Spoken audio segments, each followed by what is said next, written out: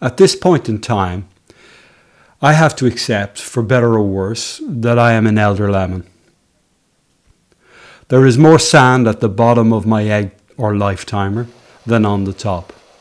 Not even AI or transhumanism can radically alter that flow of sand. I will not intersect with the longevity escape velocity curve. I am, after all, mortal. There is a real need to address the festering question of a personal archive, now more than ever. Given that I exist in the lower leagues of photography, if at all, there is still a legacy of work. What might be its excavation now in addressing a small legacy? What of its future? These few words will hopefully land with a younger audience too. A supplication to pay a little more attention to the archive that you may not realize you're creating. The concept of an archive at this time in your life is like considering a pension. But trust me, it is worth considering, somewhat like sunscreen, and certainly before you become a citrus fruit. It might even, if you're really lucky, become a pension. For a good number of years now, even before the situation I explore in the small extract from a body of work that came together as Lugo Lament 170523 for this exhibition, I had started to reflect, dwell, ponder on the notion of existing or not existing. Not just in an elder lemon existential crisis of the self, but rather on my uncertainty of existence related to the images I had made, was making, and might perhaps make. On one level, this is an inevitable and natural consequence of the digital world. Don't worry, this is not going to be one of those analog good, digital bad sermons. Both have inherent qualities and issues. But the fact is that, unlike analog, the digital negative or source file has this strange presence and absence. Its only material presence is perhaps the hard drive it is stored on. And while that can be touched, felt, or dropped, the actual source of the image cannot be handled in a tactile way. It is always a latent, Schrödinger-like image, floating for most of its suspended life in a latent Schrödinger-like archive.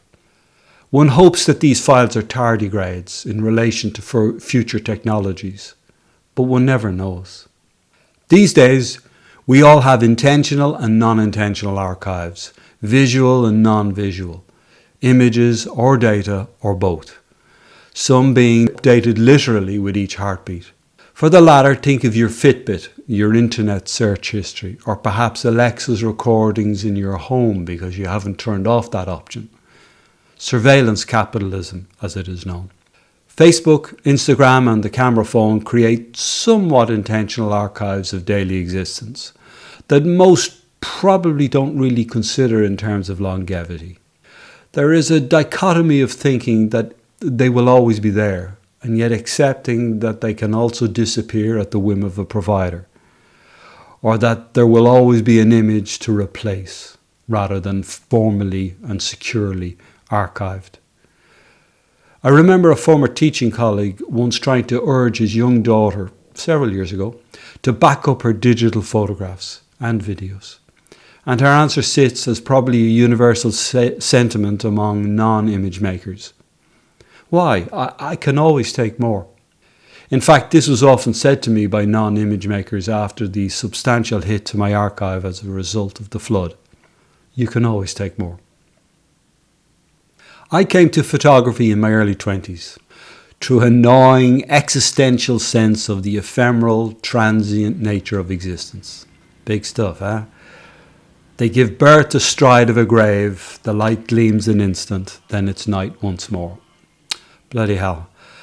I wanted to get through this thing once without referencing Sam. Anyway, can't be helped. Perhaps it was the medium's meditation on time, life and death that was the rhizome for my future self.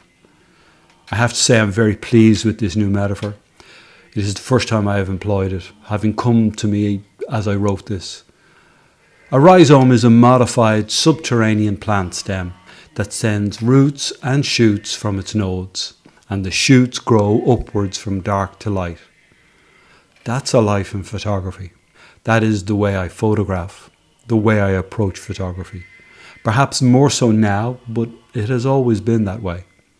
My attempts at a successful day. As it happens, a quick bit of academic research, old Google and not AI, has revealed to me that a rhizome is also a concept in post-structuralism, describing an assemblage that allows connections between any of its constituent elements, regardless of any predefined ordering, structure, or entry point. This too, as it happens, is very apt for how I try to work with photography. It is also perhaps a good description of a breathing, organic archive. But as promised, no academic stuff. It's not my forte anyway. Deleuze will no doubt be mentioned by others. The notion, desire, or more accurately the hunger, though perhaps naive, to leave a tangible trace of existence in my wake pecked away at my psyche. I needed a trace that could and would exist physically outside of myself, then and in the future. For a lot of people, this is often resolved through having children. But at that point, as of even now, I didn't see that in my timeline. Photography, and in particular analog image making that I began with, in terms of both negative and print, provided some relief to that angst, both in the making and the accumulation. They were my chrysalids, my scattering of breadcrumbs as the clock advanced, a soothing balm against ephemerality. Most photographers have a collector's gene, but usually of the street market rather than the auction house. We are inherently multifaceted archivists of sorts. Like many photographers, I have collections of objets trouvés, found photographs, negatives, scrawled messages, shopping lists, drawings, and even at one point, pieces of string. I also try to keep mementos of big and small life events. I am a custodian of small blips of my timeline. I think my collecting arises from the very notion that perhaps made me align with photography as a creative practice, i.e. a trace of the real.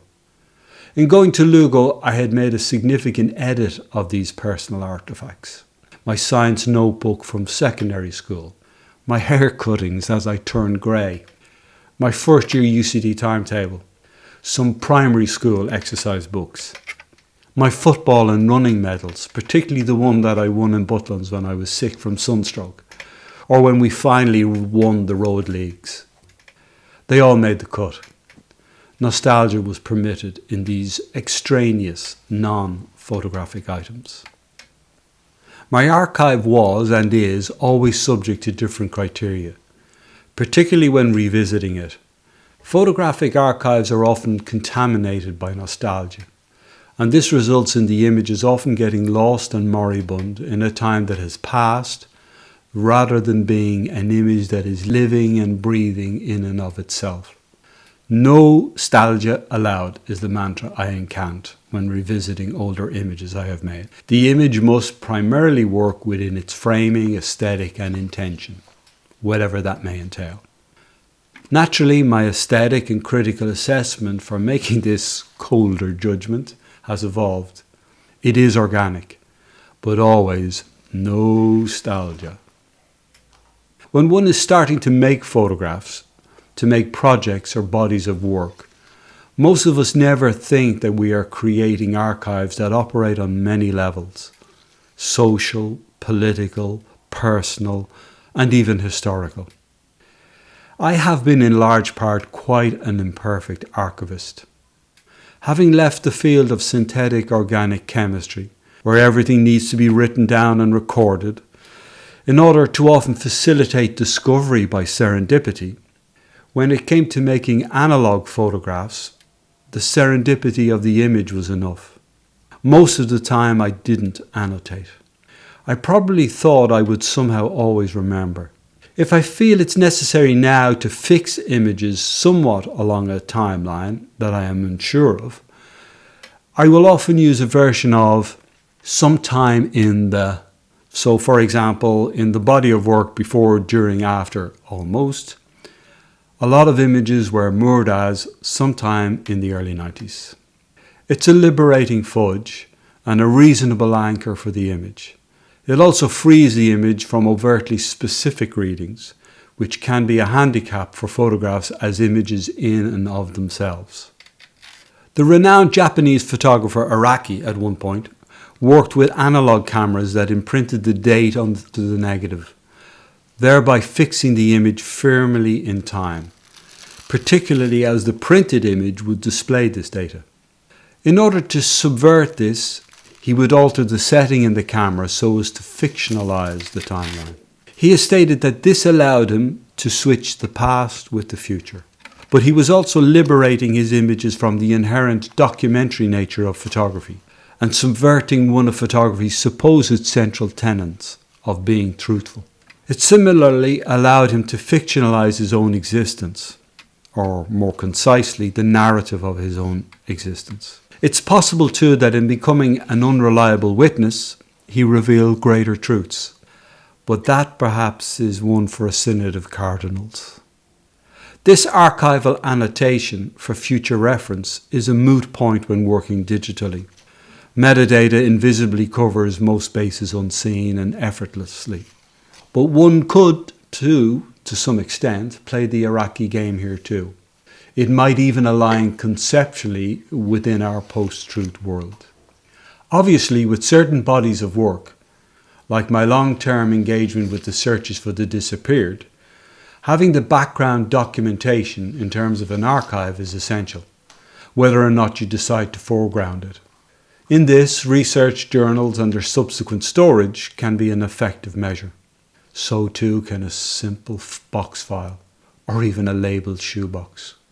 Another excuse I would proffer for my lack of archival annotation back then was that my concerns, my hunger, my promiscuity, if you like, were and to some extent continue to be about the next image. Somewhat like Araki, my desire to trap or fix experience was paramount. Stopping for those few seconds to write down stuff was an obstacle to forging ahead. I also like the idea of carrying everything inside me to deepen the connection and for ready access. I wanted to be my own hard drive. With the passage of many years, I do accept that perhaps a blunt pencil is better than a bad memory. On their own, photographs are unreliable umbilical cords to the past and arrows into the future. But let me return to my recent crisis of existing and not existing. My lower league status in photography and my diminishing grains of sand no doubt exacerbated this turbulence. Even the tangible had become a crisis of existence, deeper than the invisibility of a digital archive. It extended to those negatives, prints and transparencies that can be touched, felt, scratched, or as would be, in this case, drowned. When I would occasionally pick up a box of prints, even basic work prints, there was and is this nagging, conflicting sense that its content would only ever exist largely in my head, as flashbacks of experiences and memories. Even though I felt they had a value as images, and even a potential financial value, the physical content would probably end up in a skip. Often, when going through a box of prints that have never been shown, that are not on my website, that exist but don't exist, there is a sense of lost time for these images more than for myself, a wistfulness. An archive is a burden and a comfort blanket. Yes, I have made all this work, nearly 40 years of it now. Some of it is reasonable, some of it is quite coherent, some preciously incoherent. But now there is a duty of care. I really want to be a feckless dad, rootless, constantly moving forward, but I have these offspring that I need to nurture and protect, no matter how imperfect they are. I want them to have a future beyond me and the bin man. This perhaps became more pressing when, for the first time, around 2019 or maybe 2020, alas, my imperfect memory, I gathered it together and shipped almost all of it from Ireland to Lugo in the north of Italy. I would join it later. And then 170523. It felt like, and still does, that a part of my sentient memory has been wiped clean by water, dirty, muddy, cruel water, that came across the fields, leaving its trace and dissolving others. It was more of an earthquake than a flood, if that makes sense. Its aftershock still reverberates. Thanks to Gogo's efforts, not everything was drowned or destroyed. What remained, though, after the water departed some days later was a wounded, truncated archive. My archive is now a limping dog. There are so many things wrapped up in the loss of certain works that I may never be able to fully discuss. Particularly that of my work both with and of Gogo, Miss G. This cuts truly deeper on a personal level. The destruction of the entire set of negatives and contact sheets from innocent landscapes and subsequent revisits. 10 years of work rendered unusable as an archive of looking is beyond words. I have some scans, but the loss of that complete record of visual exploration, of good and bad photographs, is enormous. The cruelty of the disappeared disappearing again was torturous. I haven't and will not, if at all possible, dump that destroyed archive. I will use it in some form going forward. I have already rephotographed the at times indecipherable, abstracted contact sheets. They have a solemn beauty that speaks to their origins. Even now, 2 years on, I am uncertain of the totality of loss. Such is the lingering sense of dislocation and uprootedness. I could show you a picture of the pile outside the house that the Comune here collected and buried. But that would not get inside the disappearance itself. It would not even begin. This photograph would fail. So many negatives no longer exist. So many prints no longer exist. So many transparencies no longer exist. They are phantom limbs in my memory. Many negatives and slides dissolved completely as I tried to rescue them over the days and weeks. Others, with their small Pollock-like streaks and scratches, were retained on aesthetic impulse, but an aesthetic nonetheless. I kept those that looked, shall we say, interesting. Some days these excited me and perversely gave optimism. Some days they just felt like ruins or graves. They were imposter surrogates for those now gone. It seems inappropriate to use the word rescued for those that were retrieved from the water in an altered state. With their wounds and amputated memories, these survivors exist now as newly created negatives, prints and slides. They are new images, evoking and possessing a strange, terrible beauty. It is both appalling and alluring. These disfigured moments, once an anchor to the past, are now an arrow to an alternative future. A personal history subject to a post-alluvial revisionism, with ruptured timelines from having been reconfigured as new contact sheets. And yet there exists a new body of work, a trace of the real for sure, an addition to the archive. The flood created unwanted gaps in my narrative, but another narrative has emerged. I detest toxic optimism. You know, the sort of positivity to find rainbows in disasters as a way of avoiding the reality that sometimes things can be truly terrible. It would be too much in the manner of a TED-like conclusion to say Phoenix-like, but Lugo Lament exists, as do 3 or 4 other bodies of work from that event. My attempt at healing, my further attempts at a successful day. These add and extend to an archive of a life in photography.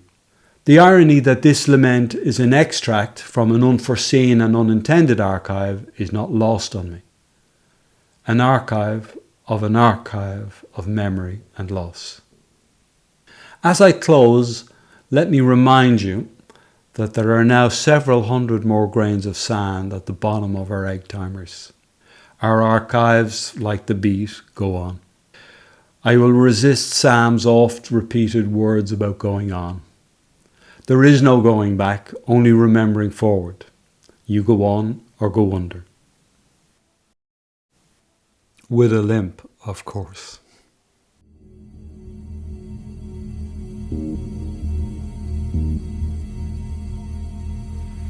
L'acqua seduce, l'acqua assolve, l'acqua dissolve, l'acqua erode, l'acqua nutre, affoga, sommerge, scorre, l'acqua trascina, l'acqua gorgoglia, l'acqua cancella, l'acqua conforta, l'acqua inganna, distrugge, rinnova, ristora, l'acqua unisce, l'acqua separa, l'acqua benedice, l'acqua accarezza, l'acqua battezza, esonda, incanta, idrata, l'acqua culla, l'acqua pulisce, l'acqua sporca, l'acqua accoglie,